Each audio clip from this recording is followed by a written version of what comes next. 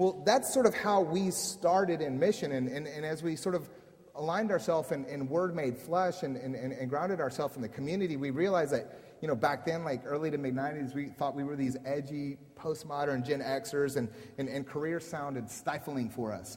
And we wanted nothing to do with career. And so we moved from this motivation of career mission to community-based service, right? And we thought, man, this is theological.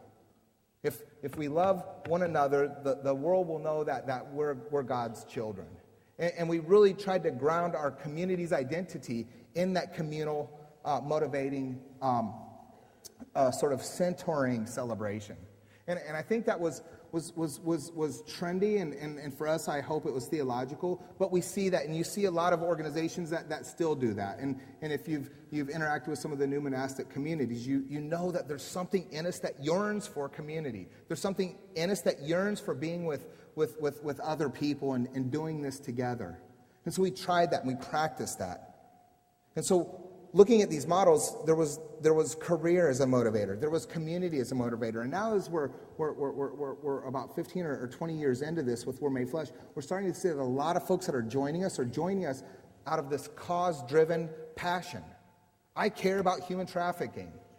I care about child soldiers. I care about justice. I care about fair trade. I care about whatever it is, whatever the cause is that we align ourselves, we're branded by it. So we wear the gear.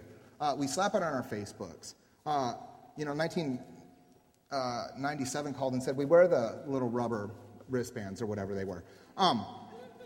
But we've seen in service, we've seen in mission this trajectory from career to community to cause. And I don't think that we want to dismantle or deconstruct or criticize any of these motivating factors that get us into service, but I think we need to be honest about them. That really cause-driven service is only commodifying people who suffer. And for you to slap, let's make human trafficking, let's bring an end to human trafficking on your Facebook, is really, I think, in some ways an insult to the victims of human trafficking. Because most of us don't know somebody who's been trafficked. And we think we can align ourselves with a cause on our terms, and it is our luxury.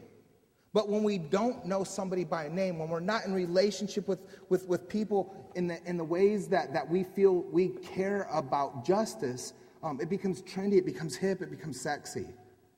And some of the most successful nonprofits in 2009 are simply causes.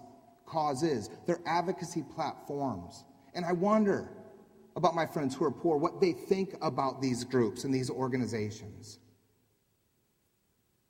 Relationships create accountability for service. And whatever it is that you do now, whoever it is that you are becoming, and whatever vocation you commit to, I want to encourage you to cultivate friendships. Do not reduce or commodify somebody as a potential convert, as a potential beneficiary of your kindness. We need to challenge the so-called donor-receptor roles, and we need to ask the question, who saves whom? Because in Word Made Flesh, we say that we follow our friends who are poor to God's heart, and together we're saved.